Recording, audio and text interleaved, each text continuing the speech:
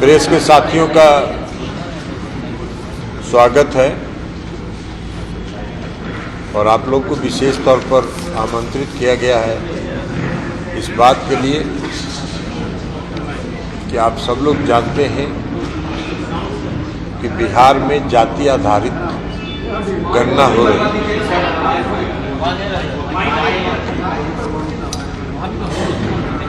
आप सबों को इसलिए आमंत्रित किया गया है कि आप सबों को पता है कि बिहार में जाति आधारित गणना की जा रही है। बिहार में जाति आधारित गणना शुरू करने के पहले हम लोगों ने केंद्र की सरकार से हम सभी 11 सांसदों का प्रतिनिधि मंडल मिला था। बिहार के विधानमंडल से दो बार प्रस्ताव पारित हुआ, सर्वसम्मत प्रस्ताव पारित हुआ, जिसमें भारतीय जनता पार्टी भी शामिल थी।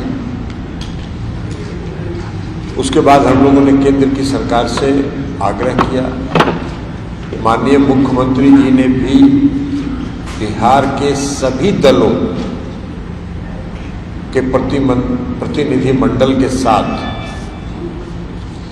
आदरणीय प्रधानमंत्री जी से मुलाकात कर उनसे मांग की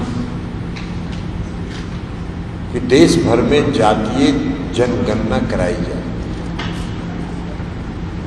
केंद्र की सरकार ने इसको स्वीकार नहीं किया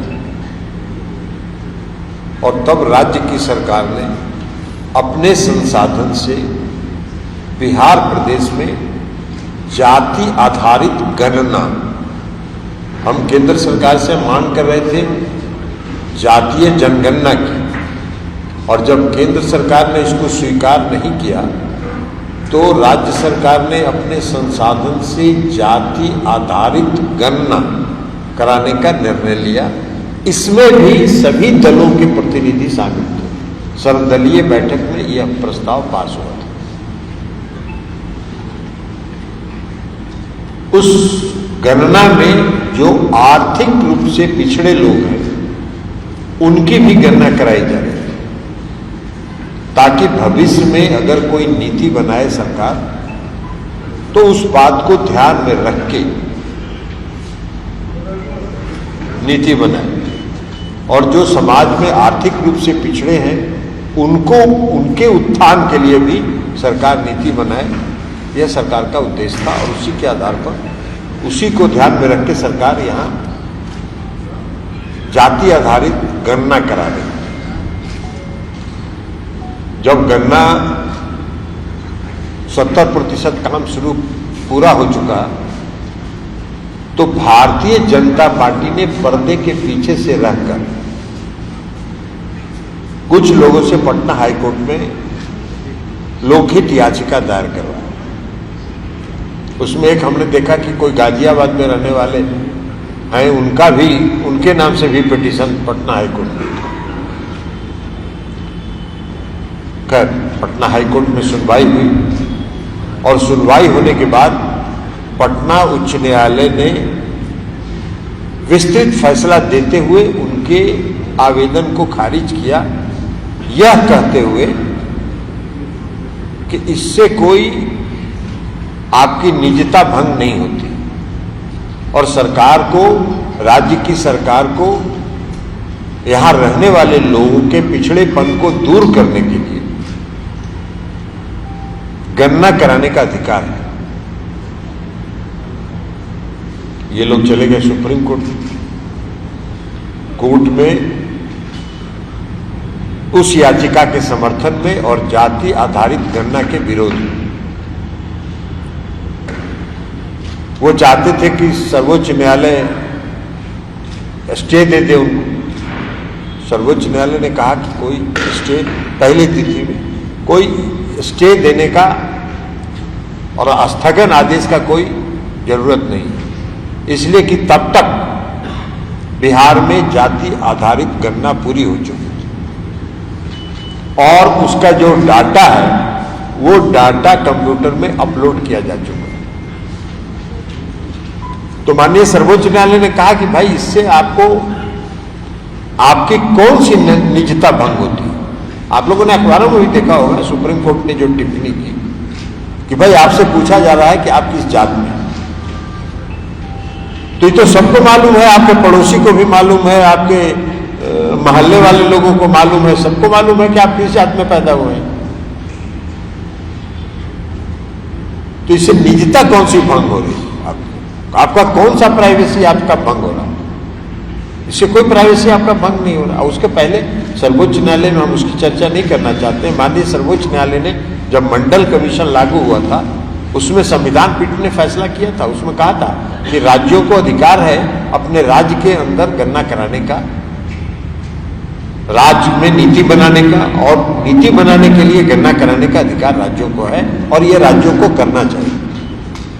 तो खैर सर्वोच्च न्यायालय ने स्टे देने से इनकार किया। उन्होंने कहा कि आप बहस कीजिए, बताइए हमको कि कौन सी प्राइवेसी आपकी भंग हो रही है। तो एक डेट में, 2 डेट में, उसके बाद जब इन लोगों ने देखा कि अब दाल नहीं गलने वाली है, तो भारतीय जनता पार्टी जो पर्दे के पीछे से रहकर ये खेल खेल रही थी, उनको अपना नकाब उतारना पड़ा। और नकाब उतारने के बाद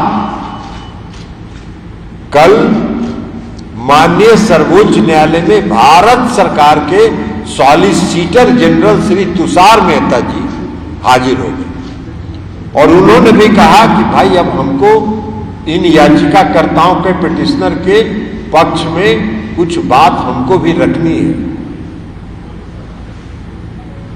सुप्रीम कोर्ट ने कहा कि ठीक है, आपको भी रखनी है तो रखिए अपनी बात। तो उसको सरकार ने, सुप्रीम कोर्ट ने 28 अगस्त तक के लिए स्थगित किया। कहा कि 28 तारीख को फिर सुनवाई करेंगे, लेकिन कोई अंतरिम आदेश हम पारित नहीं करने जा रहे हैं, कोई स्थगन आदेश हम नहीं देने जा रहे हैं।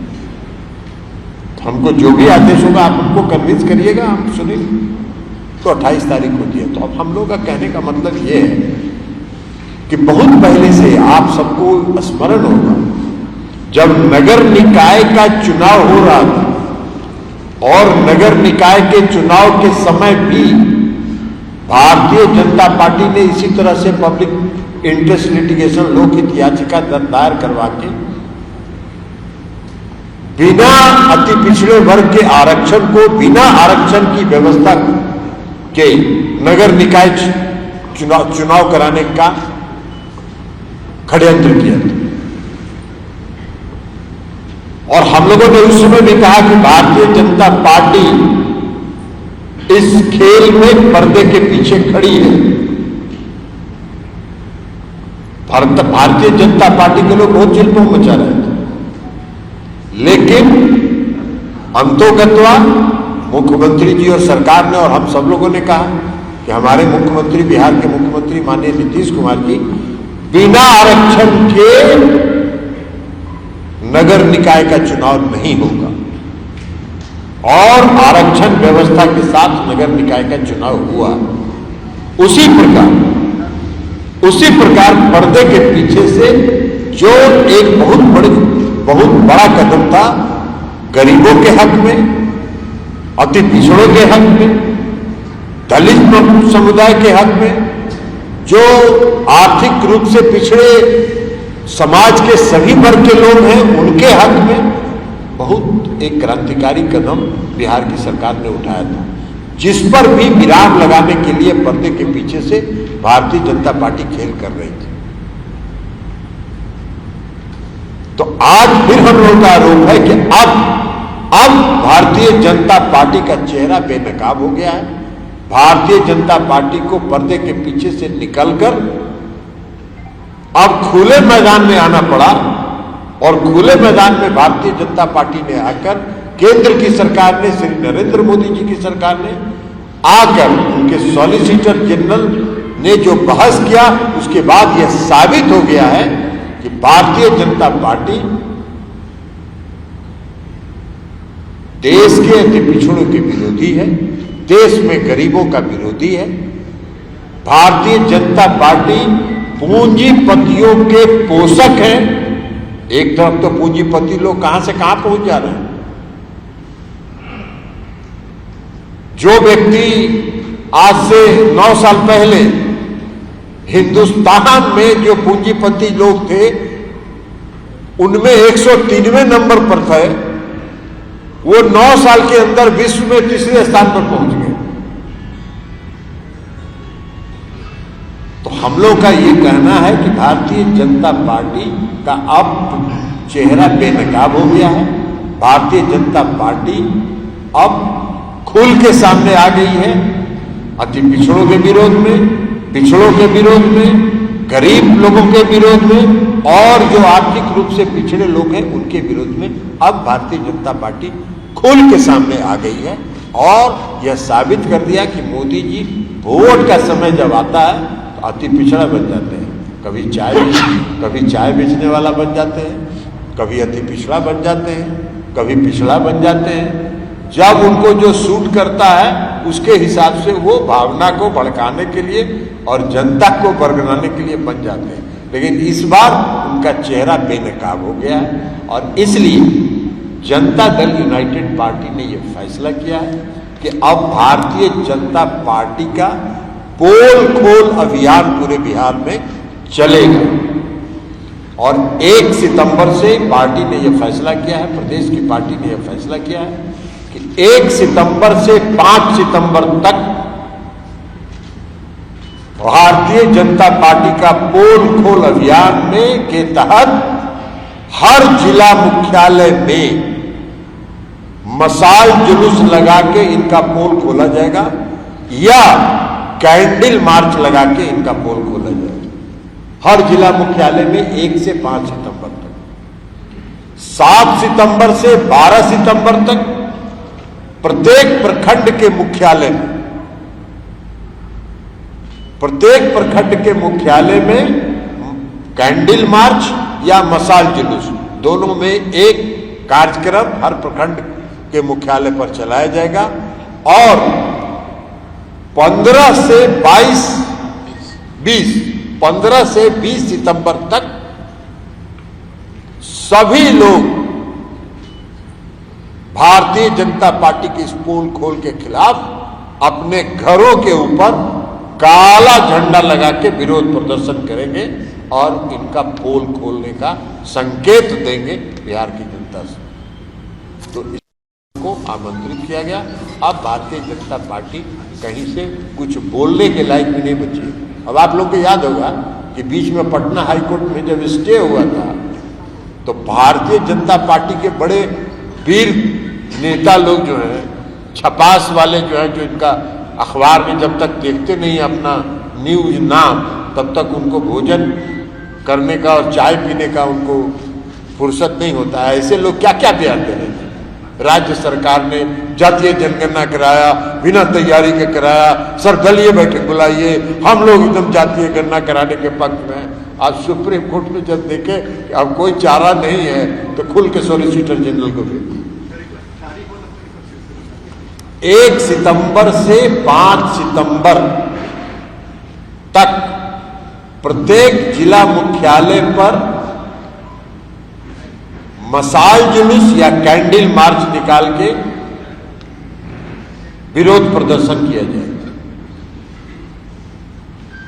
7 से 12 सितंबर तक प्रत्येक प्रखंड मुख्यालय पर मशाल जुलूस या कैंडल मार्च निकाला जाएगा और 15 से 20 सितंबर तक घरों के ऊपर काला झंडा लगा के विरोध प्रदर्शन किया जाएगा और यह बताया जाएगा कि हम इसके विरोध में हैं। भारतीय जनता पार्टी का पोल खुल गया।